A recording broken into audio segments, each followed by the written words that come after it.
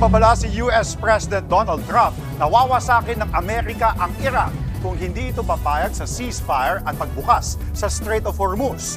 Nagbanta si Trump na atakihin nila ang lahat ng tulay at power plant sa Iran kung hindi ito papayag sa tigil putukan pagdating ng Miyerkules. Complete demolition daw ang gagawin nila doon. Nauna nang tinanggihan ng Iran ang ceasefire offer ng Amerika at gusto raw nila na permanente nang matapos ang giyera. Kabi-kabilang pagwasak. Hindi pa tiyak kung ilang buhay ng sibilyan ang nadamay na. Ito lamang weekend, binomba ng US at Israel ang Pasteur Institute sa Tehran, ang pinakamatanda at pinakakinikilalang research at public health center, hindi lamang sa Iran kundi sa buong gitnang silangan. Ito lamang linggo, binomba rin ang Sharif University, ang pinakakilalang engineering school sa Middle East. Sa Israel, nagmamadali ang mga rescue worker, baka sakaling may maisalba pa sa isang residential area sa Haifa na direktang tinamaan ng missile ng Iran. Ito ang mga eksena habang tumatakbo ang oras ng 48-hour na bagong deadline ni US President Donald Trump sa pakikipagkasundo ng Iran. Binatikos ng marami ang pahayag ni Trump, ilan sa kanila naniniwalang desperado na ito. Si Nobel Peace Prize winner at dating direktor ng International Atomic Energy Agency, Mohammed El-Baradi, tinawag na madman si Trump. Nanawagan ito sa mga Gulf states na agad kumilos upang pigilan na ito sa kanyang kampanya kontra Iran. Si US Senator Chris Murphy, sinabing tila baliwala kay Trump ang pumatay ng mga sibilyan. Ito anya ay malinaw na war crime. Ayon naman kay US Senator Bernie Sanders, isa nang mapanganib na tao si Trump at hindi na balanse ang pag-iisip. Sang-ayon dito ang isang terrorism expert na si John McLaughlin at iginiit ang 25th Amendment ng US Constitution kung saan nakasaad na dapat ay mentally stable ang isang presidente. Ito rin ang panawagan ni US Senator Bob Duff. I call on my colleagues, especially my Republican colleagues, to stand with us, to invoke the 25th Amendment or other means to peaceably remove him from office. Ayon naman sa Iraq war veteran at retired US Army Colonel na si Lawrence Selin, frustrated na anya si Trump dahil di nito mapasunod ang Iran. Anya, iniisip marahil ni Trump na isang negosyo lang na pwedeng pagkakitaan ang giyera na taliwas sa ideolohiya ng Iran lalo na pagdating sa Hormuz Strait. Naniniwala ang British political scientist na si Colin Talbot na tama ang desisyon ng United Kingdom na huwag nang sumali upang hindi madamay sa war crimes ni Trump. Hindi rin makakaasa ng suporta si Trump mula sa Australia ayon kay Green Senator David Showbridge. Babala naman ng German political analyst Mau Ott, mananagot ang buong US Congress kung hindi sila gagawa ng paraan para maalis sa pwesto si Trump dahil sa mabigat at seryoso nitong banta habang ang Iran ay naghahanda sa mas matinding pag-atake. Nagbanta si Trump na kung hindi susunod ang Tehran, haharap ito sa matinding kaparusahan. Isang malinaw na babala ito ng malawakang pag-atake laban sa mga kritikal na pasilidad ng bansa. Kabilang sa mga posibleng target ang mga oil facilities, power plants at iba pang strategic na lugar na mahalaga sa ekonomiya ng Iran. Ginawa ang banta sa gitna ng patuloy na paglala ng labanan kung saan nagpapalitan ng air strikes, missile attacks at drone strikes ang magkabilang panig. Matatanda ang ilang ulit nang nagbigay ng kaparehong ultimatum ang Pangulo ng US. February 19, unang naglabas ang Estados Unidos ng tinawag na unconditional ultimatum na humihiling sa Iran ng nuclear deal sa loob ng 10 araw. And we do have some work to do with Iran. They can't have a nuclear weapon. It's very simple. Maybe we're going to make a deal. You're going to be finding out over the next probably 10 days. Nang hindi masunod, sinundan ito ng malawakang pag-atake ng US at Israel noong February 28 na tinawag na Operation Epic Fury.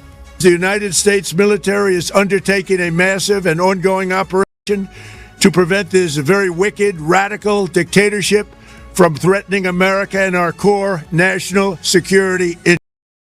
We are going to destroy their missiles and raise their missile industry to the ground. It will be totally, again, obliterated.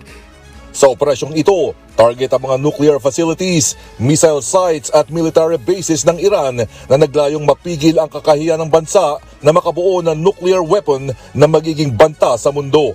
Dahil dito, agad na gumanti ang Iran at nagsimula ang matinding sagupaan kung saan nadamay na rin ang ilang mga bansa sa Gulf region.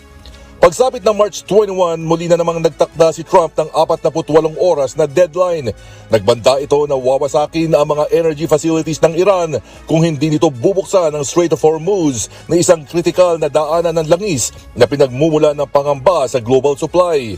Ngunit ilang oras bago mag-expire ang deadline, bigla itong inurong.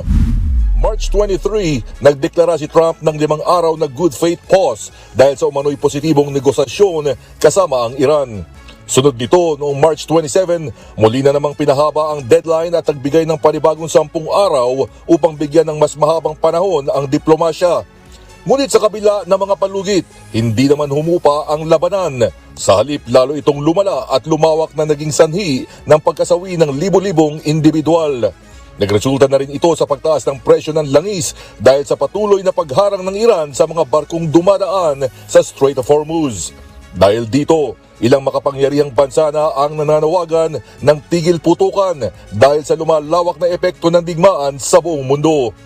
Sa kabila ng mga umano'y negosasyon, muling nagtakda ng panibagong deadline si Trump na inaasahang magtatapos na ngayong araw.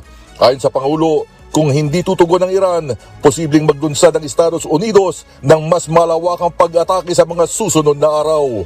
Kagabi muli niyang binigyan diin ng babala at sinabing posibleng targetin sa Martes ang mga power plant at mga mahalagang infrastruktura ng Iran kung mananatiling sarado ang Strait of Hormuz. Muli ring tiniyak ng Pangulo na magpapatuloy pa ang digmaan hanggat hindi naaabot ng Estados Unidos ang layunin nito.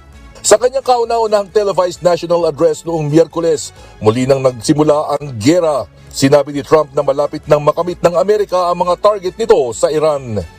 I've made clear from the beginning of Operation Epic Fury that we will continue until our objectives are fully achieved. Thanks to the progress we've made, I can say tonight that we are on track to complete all of America's military objectives shortly. Ang pagpasok ng militar ng Amerika. Habang lumalala ang sitwasyon, hindi na sapat ang simpleng pag-monitor. Kaya nagdesisyon ang United States na palakasin ang presensya nito sa rehiyon. Nag-deploy ng aircraft carriers, destroyers, surveillance systems at advanced radar at intelligence assets. Ang layunin, siguraduhin na mananatiling bukas ang daanan ng kalakalan. Pero malinaw, hindi lang ito simpleng proteksyon. Ito ay isang mensahe, isang pagpapakita ng kapangyarihan, isang babala na may hangganan ng tensyon. Modernong digmaan sa dagat at himpapawid. Sa modernong panahon, ang digmaan ay hindi na lang sa lupa. Ito ay isang combination ng dagat, himpapawid, cyberspace at information. Sa tulong ng advanced aircraft at satellites, nakikita ang halos bawat galaw sa rehiyon. Ibig sabihin, bago pa mangyari ang aksyon, handa na ang tugon. Kung noon, dami ng sundalo ang basehan ng lakas. Ngayon, teknolohiya na. Precision systems, real-time intelligence at mabilis na communication. Ang mga ito ang nagbibigay ng tunay na edge. Sa loob ng ilang oras, pwedeng magbago ang buong sitwasyon nang hindi kinakailangang magkaroon ng full-scale na labanan.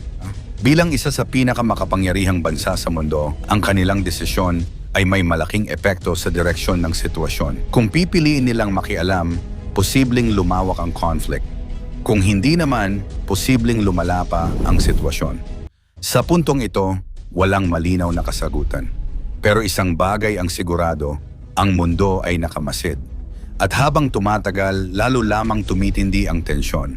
Isang maling hakbang na lang, pwedeng magbago ang lahat. At sa gitna ng lahat ng ito, isang tanong ang nananatili. Ito na ba ang simula ng isang mas malaking digmaan? Ano sa tingin mo? Ikomento mo sa ibaba.